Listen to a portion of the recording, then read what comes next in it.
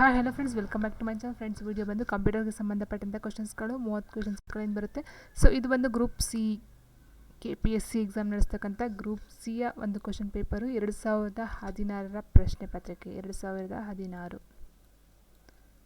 So ನೋಡಿ, ಇಲ್ಲಿ ADSL ವಿಸ್ತೃತ ರೂಪ ಏನು ಅಂತ ಕೇಳಿದರೆ, ಸೊ ಇಲ್ಲಿ ಕೊಟ್ಟಿರ್ತಕ್ಕಂಥ ಏನಿದೆ, so automatic digital satellite link ಆಗಿರ್ಬೋದು, ಅಸಿಮೆಟ್ರಿಕ್ ಡಿಜಿಟಲ್ ಸ್ಯಾಟಲೈಟ್ ಲಿಂಕ್ ಆಗಿರ್ಬೋದು, ಅಸಿಕ್ರೋನಸ್ ಡಿಜಿಟಲ್ ಸಬ್ಸ್ಕ್ರೈಬರ್ ಲಿಂಕ್ ಆಗಿರ್ಬೋದು, ಅಥವಾ ಆಡಿಯೋ ಡಿಜಿಟಲ್ ಸಿಗ್ನೇಚರ್ ಲಿಂಕ್ ಆಗಿರ್ಬೋದು. ಸೊ ಈ 4 ಆಪ್ಷನ್ಸ್ಗಳು ತಪ್ಪಾಗಿದೆ. ಸೊ ಹಾಗಾಗಿ ಇದಕ್ಕೆ ಸಿಗ್ತಕ್ಕಂಥದ್ದು ಗ್ರೇಸ್ ಮಾರ್ಕ್ಸು. ಬಟ್ ಹಾಗಾದರೆ ADSL ಅಂದರೆ ಏನು ಅಂತ ಕೇಳ್ತಾ ಹೋದಾಗ, ಅಸಿಮೆಟ್ರಿಕ್ ಡಿಜಿಟಲ್ ಸಬ್ಸ್ಕ್ರೈಬರ್ ಲಿಂಕ್ ಅಂತಕ್ಕಂಥದ್ದಾಗಿರುತ್ತೆ. ಸೊ ಇದು ಏನಿದೆ ಇದು ಬರೋದಿಲ್ಲ. ಆ್ಯಂಡ್ ಇಲ್ಲೇನಿದೆ ಸ್ಯಾಟಲೈಟ್ ಲಿಂಕು, ಸೊ ಇದು ಬರೋದಿಲ್ಲ.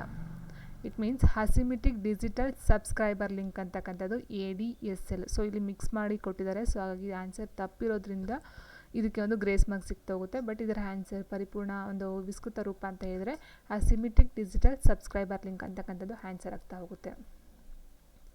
ಆ್ಯಂಡ್ ನೆಕ್ಸ್ಟು 72ನೇ ಕ್ವಶನು, IP ವಿಳಾಸವು ಪ್ರಸ್ತುತ 4 bytes long, 6 bites long, 8 bites long and 12 bites long ಅಂತ ಕೊಡ್ತಾ ಹೋಗ್ತಾರೆ. ಸೊ ಇದಕ್ಕೆ ಆನ್ಸರ್ ಬಂದು ಆಪ್ಷನ್ 1 4 ಬೈಟ್ಸ್ ಲಾಂಗ್ ಅಂತಕ್ಕಂಥದ್ದು. ಆ್ಯಂಡ್ ನೆಕ್ಸ್ಟು, ಅಂತರ್ಜಾಲವು ಈ ತಂತ್ರಗಾರಿಕೆಯನ್ನು ಬಳಸುತ್ತದೆ ಅಂತ ಕೇಳಿದರೆ telephone switching, Telegram switching, packet switching, circuit switching ಅಂತ ಕೊಡ್ತಾ ಹೋಗಿದ್ದಾರೆ. ಸೊ ಆನ್ಸರ್ ಬಂದು ಆಪ್ಷನ್ 3 ಏನಿದೆ ಪ್ಯಾಕೆಟ್ ಸ್ವಿಚಿಂಗ್ ಅಂತಕ್ಕಂಥದ್ದು ಆನ್ಸರ್ ಆಗ್ತಾ ಹೋಗುತ್ತೆ. ಆ್ಯಂಡ್ ನೆಕ್ಸ್ಟ್ ಕ್ವಶನ್ ಹೀಗಿದೆ ಫ್ರೆಂಡ್ಸ್, ಹೊಂದಿಸಿ ಬರೆಯೋದ್ರಿಂದ ಕೊಡಿದರೆ ಕ್ಲಿಪ್ ಬೋರ್ಡು ಮತ್ತು ಪೇಸ್ಟ್ನ ಆಯ್ಕೆಗಳಲ್ಲೊಂದು ಹುಡುಕು ಮತ್ತು ಬದಲಾಯಿಸು ಕ್ಲಿಪ್ ಆರ್ಟ್ ಅಂತ ಕೊಡ್ತಾ ಹೋಗ್ತಾರೆ. ಸೊ ಇಲ್ಲಿ ಕೊಟ್ಟಿರ್ತಕ್ಕಂಥದ್ದಕ್ಕೂ ಇದಕ್ಕೂ ನಾವು ಹೊಂದಿಸಿ ಬರೀಬೇಕಾಗುತ್ತೆ. ಸೊ ಇಲ್ಲಿ ನೋಡ್ತಾ ಹೋದಾಗ ಕ್ಲಿಪ್ ಬೋರ್ಡ್ ಅಂತ ಹೇಳಿದರೆ ನಕಲು ಮಾಡಿದ ಚಿತ್ರ ಅಥವಾ ಪಠ್ಯವನ್ನು ಹಿಡಿದಿಡುತ್ತದೆ ಅಂತಕ್ಕಂಥದ್ದು ಆಪ್ಷನ್ D ಅಂತಕ್ಕಂಥದ್ದು ಇದಕ್ಕೆ. ಆ್ಯಂಡ್ ನೆಕ್ಸ್ಟು ಪೇಸ್ಟ್ ಆಯ್ಕೆಗಳಲ್ಲಿ 1 ಅಂತ ಹೇಳಿದಾಗ ಮೊದಲ ಸಮ್ ವಿನ್ಯಾಸವನ್ನು ಉಳಿಸಿಕೊಳ್ತಕ್ಕಂಥದ್ದು ಆಪ್ಷನ್ A. ಆ್ಯಂಡ್ ಹುಡುಕು ಮತ್ತು ಬದಲಾಯಿಸು ಅನ್ನೋದಕ್ಕೆ ಪಠ್ಯ ತಿದ್ದುವಿಕೆಗೆ ಆಯ್ಕೆಗಳು ಅಂತಕ್ಕಂಥದ್ದು. ಕ್ಲಿಪ್ ಆರ್ಟ್ ಅಂತ ಅಂದರೆ ಚಿತ್ರ, ಆರ್ಟ್ ಮೀನ್ಸ್ ಚಿತ್ರ ಅಂತ ಗೊತ್ತಿದೆ ನಮಗೆ. ಕ್ಲಿಪ್ ಆರ್ಟ್ ಅಂತಂದರೆ ಚಿತ್ರ ಅಂತಕ್ಕಂಥದ್ದು ಆನ್ಸರು C. ಸೊ ಹಾಗಾಗಿ DABC ಆಪ್ಷನ್ 1 ಅಂತಕ್ಕಂಥದ್ದು ಸರಿಯಾಗಿರ್ತಕ್ಕಂಥ ಉತ್ತರ ಆಗ್ತಾ ಹೋಗುತ್ತೆ. ನೆಕ್ಸ್ಟು, ಡ್ರಾಪ್ ಕ್ಯಾಪನ್ನು ಎನ್ನುವ ಆಯ್ಕೆಯನ್ನು ಯಾವ ಉದ್ದೇಶಕ್ಕೆ ಬಳಸುತ್ತೇವೆ ಅಂತ ಕೊಟ್ಟಿದ್ದಾರೆ. ಡ್ರಾಪ್ ಕ್ಯಾಪನ್ನು ಎನ್ನುವ ಆಯ್ಕೆಯನ್ನು ಯಾವ ಉದ್ದೇಶಕ್ಕೆ ಬಳಸುತ್ತೇವೆ? ಸೊ ಆನ್ಸರ್ ಬಂದು ಪ್ಯಾರಾಗ್ರಾಫಿನ ಮೊದಲ ಅಕ್ಷರವನ್ನು ದೊಡ್ಡದಾಗಿ ಸೃಷ್ಟಿ ಮಾಡೋದಕ್ಕೋಸ್ಕರ ಈ ಒಂದು ಡ್ರಾಪ್ ಕ್ಯಾಪ್ ಅಂತಕ್ಕಂಥ ಒಂದು ಆಯ್ಕೆಯನ್ನು ಬಳಸ್ತೀವಂತೆ. ಸೊ ಪ್ಯಾರಾಗ್ರಾಫಲ್ಲಿ ಮೊದಲನೇ ಅಕ್ಷರ ಏನಿರುತ್ತೆ ಸೊ ಅದನ್ನು ದೊಡ್ಡದಾಗಿ ಮಾಡೋದಕ್ಕೋಸ್ಕರ. ಸೊ ಯಾರು ಇಂಗ್ಲೀಷ್ ವರ್ಷನ್ ಕೇಳಿದ್ರು, ಸೊ ಇಂಗ್ಲೀಷ್ ವರ್ಷನ್ ಬೇಕಿರೋರು ನೋಡಬಹುದು, ಬೇಕಿಲ್ಲ ಅಂದರೂ ಸ್ಕಿಪ್ ಮಾಡ್ತಾ ಹೋಗಬಹುದು. ಸೊ ನೋಡಿ, ADSL ಸ್ಟ್ಯಾಂಡ್ಸ್ ಫಾರ್ ಅಂತ ಕೊಟ್ಟಿದ್ದಾರೆ. ADSL means asymmetric digital subscriber link ಅಂತಕ್ಕಂಥದ್ದು. ಸೊ ಆನ್ಸರ್ ಇದ್ಯಾವುದು ಅಲ್ಲ, ಅಸಿಮೆಟ್ರಿಕ್ ಡಿಜಿಟಲ್ ಸಬ್ಸ್ಕ್ರೈಬರ್ ಲಿಂಕ್ ಅಂತಕ್ಕಂಥ ಆನ್ಸರ್ ಬರ್ತಾ ಹೋಗುತ್ತೆ. And next, IP address is correctly 4 bytes long ಅಂತಕ್ಕಂಥದ್ದು. And internet uses the following technology ಅಂತ ಕೊಟ್ಟಿದ್ದಾರೆ. ಪ್ಯಾಕೆಟ್ ಸ್ವಿಚಿಂಗ್ ಅಂತಕ್ಕಂಥದ್ದು ಆನ್ಸರ್ ಆಗ್ತಾ ಹೋಗುತ್ತೆ. And next, match the following ಅಂತ ಕೊಟ್ಟಿದ್ದಾರೆ. ಸೊ ನೋಡಿ, ಕ್ಲಿಪ್ ಬೋರ್ಡ್ ಬಂದು ಹೋಲ್ಡ್ಸ್ ದ ಕಾಪಿಡ್ ಕಂಟೆಂಟ್ಸ್ ಅಂತಕ್ಕಂಥದ್ದು D ಬರುತ್ತೆ. And next, one of the paste options ಅಂತ ಕೊಟ್ಟಿದ್ದಾರೆ. ಸೊ ಆನ್ಸರ್ ಬಂದು keep the source formatting A. And find the replace ಬಂದು editing options. And clip art ಬಂದು image. So ಹಾಗಾಗಿ answer ಬಂದು option 1. And next question, drop cap option is use to create a large capital letter at the beginning of a paragraph. And next 76ನೇ question ಹೀಗಿದೆ, ಎಕ್ಸೆಲ್ನಲ್ಲಿ ಆಸಕ್ತಿ ಇರುವ ಸೆಲ್ಗಳನ್ನು ಮಾತ್ರ ಎತ್ತಿ ತೋರಿಸಲು ಏನನ್ನು ಉಪಯೋಗಿಸುತ್ತೇವೆ ಅಂತ ಕೇಳಿದರೆ, ಎಕ್ಸೆಲ್ನಲ್ಲಿ ಆಸಕ್ತಿ ಇರುವ ಸೆಲ್ಗಳನ್ನು ಮಾತ್ರ ಎತ್ತಿ ತೋರಿಸಲು ಯಾವ ಒಂದು ಇದನ್ನು ಯೂಸ್ ಮಾಡ್ತಾ ಹೋಗ್ತೀವಿ ಅಂತ ಕೇಳಿದರೆ ಆನ್ಸರ್ ಬಂದು ಆಪ್ಷನ್ 4 ಷರತ್ತುಬದ್ಧ ಕಂಡೀಷನ್ ವಿನ್ಯಾಸ ವಿನ್ಯಾಸ ಅಂತಕ್ಕಂಥದ್ದು ಆನ್ಸರ್ ಆಗ್ತಾ ಹೋಗುತ್ತೆ.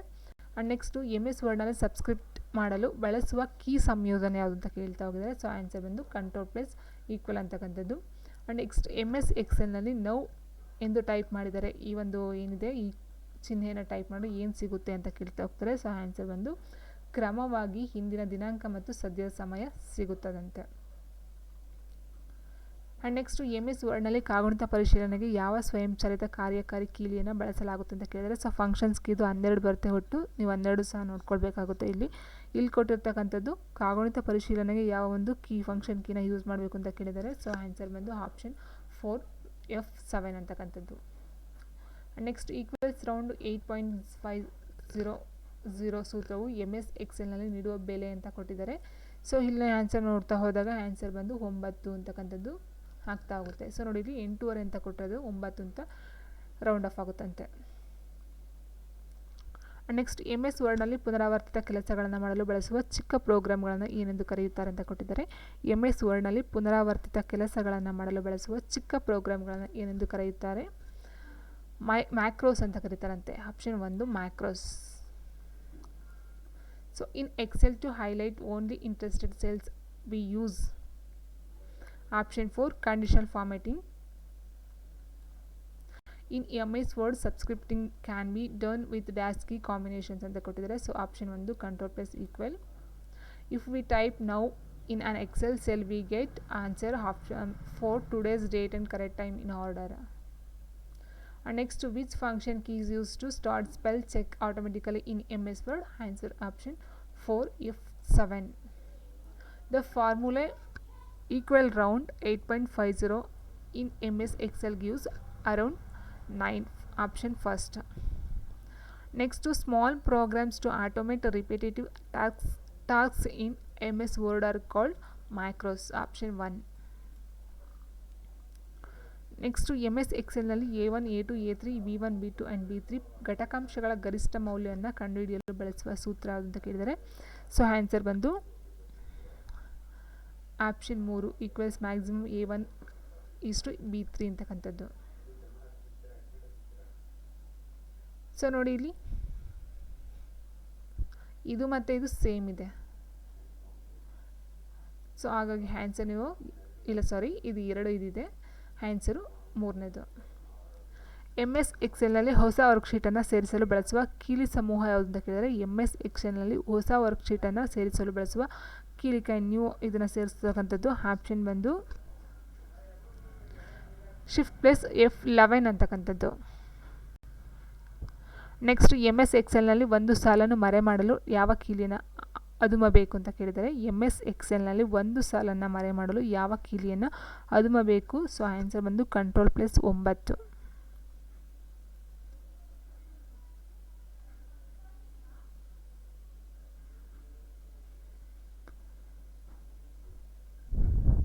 ನೆಕ್ಸ್ಟು ಪವರ್ ಪಾಯಿಂಟ್ ಪ್ರೆಸೆಂಟೇಷನ್ನಲ್ಲಿ ಕಂಪನಿಯ ಲೋಗೋಗಳನ್ನು ಪ್ರತಿಯೊಂದು ಸ್ಲೈಡ್ಗಳಲ್ಲಿ ಸೇರಿಸಲು ಯಾವ ಆಯ್ಕೆಯನ್ನು ಬಳಸುತ್ತಾರೆ?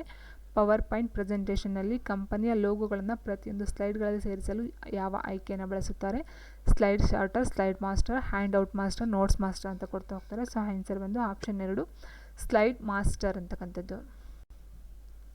86 ಯಾವ ರೀತಿಯ ಸಂಗ್ರಹ ಸಾಧನಗಳು ವಿಘಟನೆಯ ಪರಿಣಾಮಕ್ಕೆ ಒಳಪಡುತ್ತದೆ ಅಂತ ಕೇಳಿದರೆ, ಸೊ ಆನ್ಸರ್ ಬಂದು ಆಪ್ಷನ್ ಯಾವುದೂ ಇಲ್ಲ. ಸೊ ಇದಕ್ಕೆ ಯಾವ ರೀತಿಯ ಸಂಗ್ರಹ ಸಾಧನಗಳು ವಿಘಟನೆ ಪರಿಣಾಮಕ್ಕೆ ಒಳಪಡುತ್ತೆ ಅಂತ ಹೇಳಿದರೆ, ಸೊ ಆನ್ಸರ್ ಇದಕ್ಕೆ ಯಾವುದೂ ಇಲ್ಲ. ಹಾಗಾಗಿ ಇದಕ್ಕೆ ಗ್ರೇಸ್ ಮಾರ್ಕ್ಸು ಸಿಗ್ತಾ ಹೋಗುತ್ತೆ. ಸೊ ಇಲ್ಲಿರ್ತಕ್ಕಂಥ ಆನ್ಸರು ಇಲ್ಲ, ತಪ್ಪಾಗಿದೆ.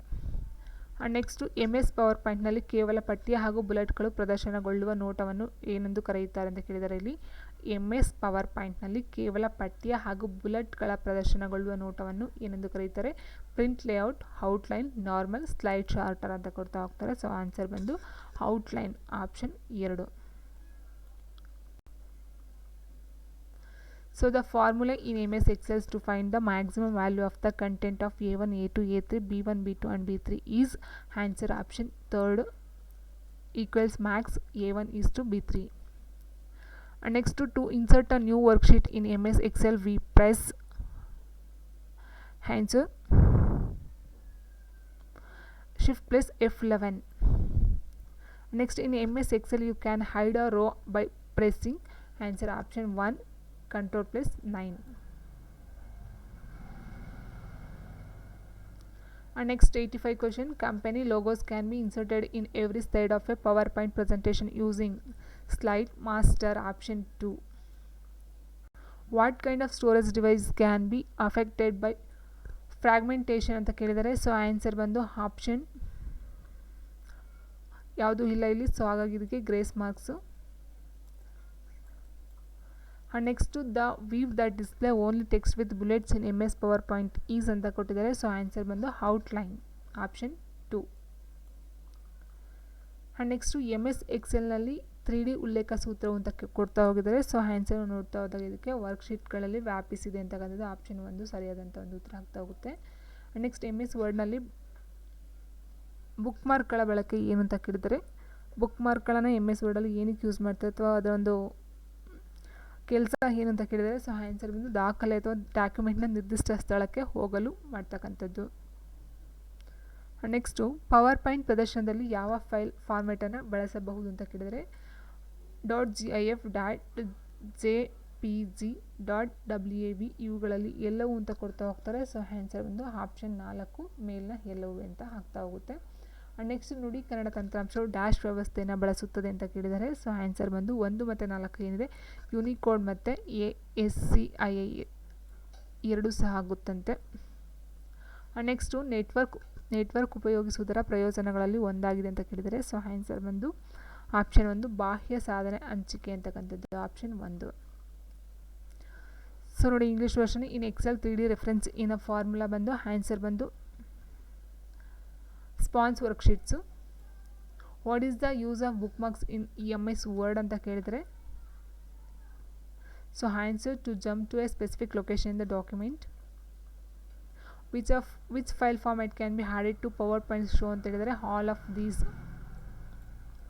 ದೃಢೀಕರಣ ಸಾಫ್ಟ್ವೇರ್ ಯೂಸರ್ಸ್ ಡ್ಯಾಶ್ ಸಿಸ್ಟಮ್ ಅಂತ ಕೇಳಿದರೆ ಯುನಿಕೋಡ್ ಆ್ಯಂಡ್ ASCII ಅಂತಕ್ಕಂಥದ್ದು ಎರಡೂ ಆಗುತ್ತಂತೆ. And next dash is one of the benefits of using a network ಅಂತ ಕೇಳಿದರೆ, ಸೊ ಆನ್ಸರ್ ಬಂದು ಆಪ್ಷನ್ 1 ಪೆರಿಪೆರಸ್ ಶೇರಿಂಗ್ ಅಂತಕ್ಕಂಥದ್ದು.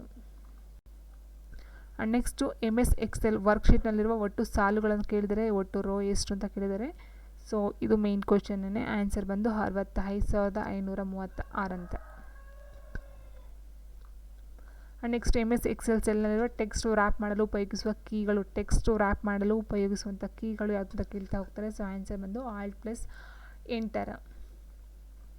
ಕಂಪ್ಯೂಟರ್ನಲ್ಲಿರೋ ಅತಿ ವೇಗದ ಸ್ಮರಣೆ ಯಾವುದು ಅಂತ ಕೇಳಿದರೆ RAM, catch, ROM, hard disk. Answer ಬಂದು ಕ್ಯಾಚ್ ಆಪ್ಷನ್ 2. ಆ್ಯಂಡ್ ನೆಕ್ಸ್ಟ್ ಈ ಕೆಳಗಿನಲ್ಲಿ ಪ್ರೊಸೆಸರ್ ಅಲ್ಲದಿರುವುದು ಯಾವುದು ಅಂತ ಕೇಳಿದರೆ, ಸೊ ಇದು ಆನ್ಸರು ಬರೋದಿಲ್ಲ. ಆ್ಯಂಡ್ ನೆಕ್ಸ್ಟು BIOS ಅನ್ನು ಎಲ್ಲಿ ಶೇಖರಿಸುತ್ತಾರೆ ಅಂತ ಕೇಳಿದರೆ RAM, ROM, ಫ್ಲಾಶ್ ಮೆಮೊರಿ ಇವುಗಳಲ್ಲಿ ಯಾವುದು ಅಲ್ಲ ಅಂತ ಕೊಟ್ಟಿದ್ದಾರೆ. ಸೊ ಆನ್ಸರ್ ಬಂದು ROM ROM ಆಗಿರ್ಬೋದು ಅಥವಾ ಫ್ಲಾಶ್ ಮೆಮೊರಿ ಇವೆರಡರಲ್ಲಿ ಯಾವುದಾದ್ರೂ ಸಹ ಆಗಿರ್ಬೋದಂತೆ. ನೆಕ್ಸ್ಟು ಫೈರ್ವೇರ್ ಯಾವುದರಲ್ಲಿ ಶೇಖರಣೆ ಆಗಿರುತ್ತೆ ಅಂತ ಕೇಳಿದರೆ, so ROM, RAM, cash, hardware ಅಂತ ಕೊಡ್ತಾ ಹೋಗ್ತಾರೆ. ಸೊ ಆನ್ಸರ್ ಬಂದು ROM. ಈ ಕೆಳದಲ್ಲಿ ಯಾವ ಮೆಮೊರಿ ಕಡಿಮೆ ಪ್ರವೇಶ ಸಮಯ ಹೊಂದಿದೆ ಅಂತ ಕೊಟ್ಟಿದ್ದಾರೆ. Magnetic memory, semiconductor memory, cache memory, super memory ಅಂತ ಹೇಳಿದರೆ, ಸೊ ಆನ್ಸರ್ ಬಂದು ಕ್ಯಾಶ್ ಮೆಮೊರಿ ಅಂತಕ್ಕಂಥದ್ದು ಉತ್ತರ ಆಗ್ತಾ ಹೋಗುತ್ತೆ.